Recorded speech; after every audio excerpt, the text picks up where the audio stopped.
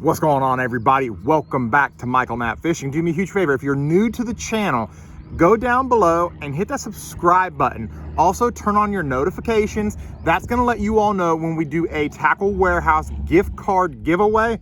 We do those from time to time that you all can find the code and the password. You go to Tackle Warehouse, you input those in, and you get to buy whatever tackle you want on my dime. So be sure to go check that out and definitely subscribe for that down below, and that's going to let you all know when we post new videos. Today's video, we are going to talk about a forgotten bait, something that doesn't get used quite as often, but is an absolute bass killer in the winter time when the water temperatures are sub 45 degrees, maybe sub 50 degrees, but I really like it when it's 45 or lower. So that's what the bait we're going to talk about today. Let's go, guys.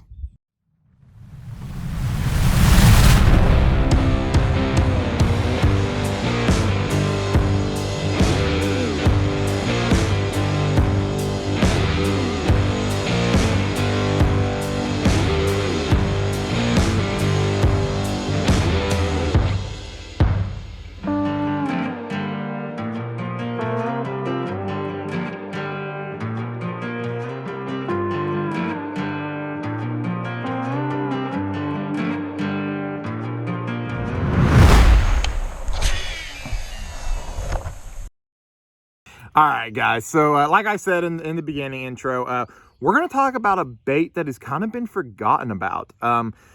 It's a crankbait. It's something that not very many people throw, but I did get a lot. I posted a photo on my Instagram and everybody just loved the post. There are a few people out there that still use it, surprisingly. I didn't think they did, but one comment, and it wasn't just by one person, there were a couple people, that the number one comment and the number one thing that they did not like about this bait was you could not cast it. So we're going to go over that today. We're going to go over, for one, the bait. I'm going to tell y'all what the bait is here in just a second.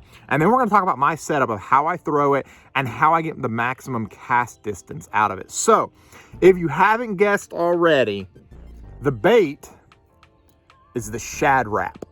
This is the Rapala Shad Rap. This is a number 5, I believe. Let me double check. Yes, this is a number 5 Shad Rap. It's little. I mean, look at this thing. The profile is just ridiculously small. Very, very narrow. Narrow bill on it. Let's see if I can hold it back here so you can see the bill. That is a hook I'm holding. It's a very, very small bait. Small treble hooks. But it is an absolute bass killer, guys. This bait will catch fish all the way down to where your water's frozen. Like I'm very confident in saying that this bait will catch fish up until the lake ice is over. Now, why is this bait so effective? And it's not just the number 5. They make I don't know if they make a number 4 or not. I know which ones they make. A 5, 6, 7, and 8. I know those for a fact because those are my those are the ones I use consistently all the time. I don't know if they make a number 9. I don't know if they make a number 3, number 4. I'm not 100% sure, so I can't remember. I don't really shop for them very often because I kind of have my stash and I leave it alone there. But anyway, so this is the bait that we want to talk about today. And when I posted a photo of it on Instagram, I had a lot of people like, yeah, we love that bait. We love that bait. Not a lot of people throw the bait, but even more so, not a lot of people are able to throw the bait and get a good distance out of it. That's kind of the secret to this bait. You've got to be able to have a good rod, good line, good reel, and you've got to have it set up correctly to be able to throw these baits. And traditionally speaking, a lot of people have that mentality of bait caster, bait caster, bait caster, bait caster. Not this time, guys. I have a surprise. I do not throw it on a bait caster. This is what I throw it on. This is the Lew's KVD 200. Yes, I did a video a few weeks ago that this is my drop shot reel as well.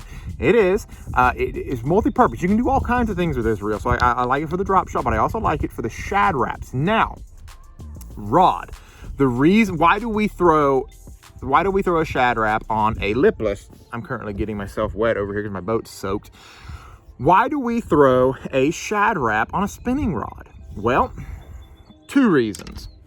The number 1 reason, castability. you can throw this so much better. We're gonna get into that, but the number 2 reason is because of these itty bitty little treble hooks. These are tiny treble hooks, and I feel even if I use a medium moderate action casting rod, I still feel like I might be pulling out those hooks. I don't really want to risk that, so that's why I tend to go with a spinning rod. So besides that, this is the real reason why we're talking about this. This is the whole point why we're doing this video. Why do we throw spinning rod for the Shad Rap? The castability. So the rod that I'm using is a 7-foot, trying to let y'all see it, 7-foot medium light action rod. It will throw up to a 1/2 ounce lure, so you can actually throw all of the Shad Raps on this. I'm getting all tangled up over here. You can throw all the Shad Raps on this and it will do its job perfectly.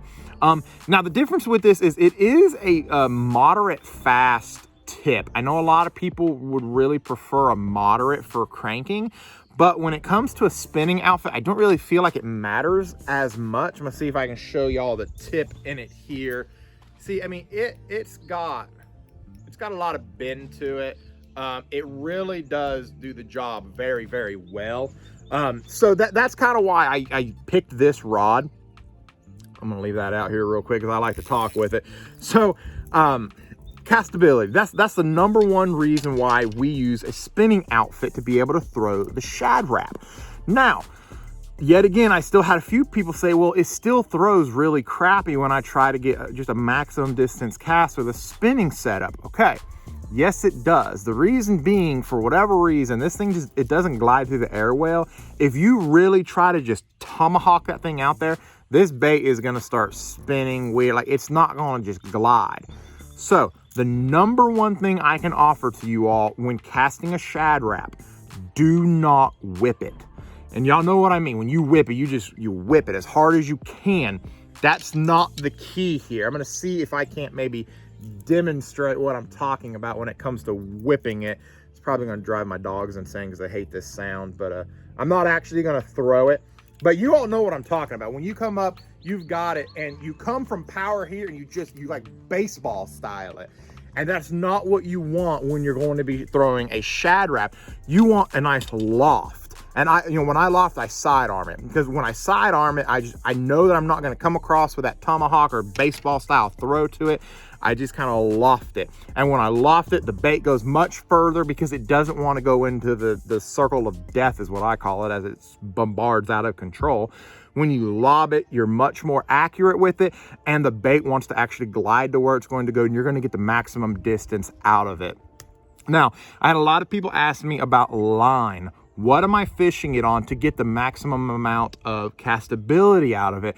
Because they've noticed that when they throw it on mono or fluoro, it's so light and the line kind of gets coiled some.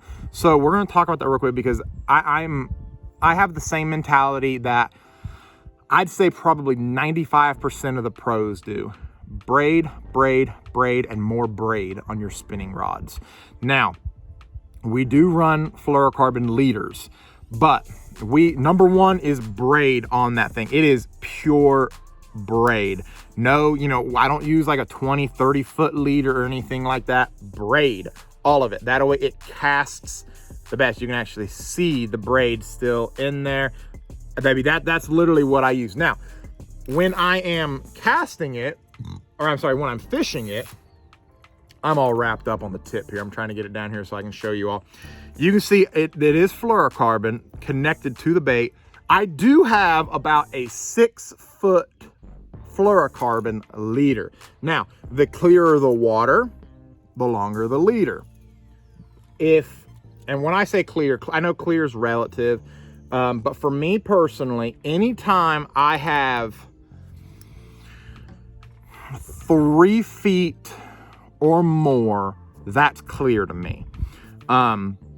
Slight stain and everything goes into effect as well, but 3 foot of visibility or more is when I run that 6-foot leader. Now, if for whatever reason you are throwing the Shad Rap and you've got less than 3 foot of visibility like I do, I go with maybe a 1 or 2 foot leader. If you're fishing somewhere that you have more than 6, 7, 8 feet of visibility, more than likely, that's not the bait you need to be throwing anyway. The Shad Rap's probably not it. You know, if you have 8 foot of visibility, you need to be throwing something like a micro swim bait, something that's much more realistic, in my opinion. That's not what I fish. But anyway, we throw 20-pound Suffix. Oh, I can't remember the 832. I think it's Suffix 832 braid, I believe is what it is. 20 pound. And then we go to a 8-pound Suffix Advanced Fluorocarbon leader. That is the leader line that I use. And I tie the line together with, yep. Tied together with a knot that the blood knot. There it is. I forgot all of a sudden. I tie it together with the blood knot. I do have a few other knots that I use, but I do like the blood knot a lot to combine those 2 lines. And then I just use a simple improved cinch knot on the bait. So anyway, guys, I just wanted to bring that to y'all real quick today. I just wanted to talk about the Shad Rap. It's a very versatile bait in the winter time, not just in the winter time, but you can use it any time of year. But it's a bait that I really enjoy to throw during the winter time when the temperatures get, you know, sub 45 degree water temperatures. This bait will continue to put those fish in the boat because, believe it or not all of the fish go deep in the winter time. You are going to have some of those fish that remain shallow.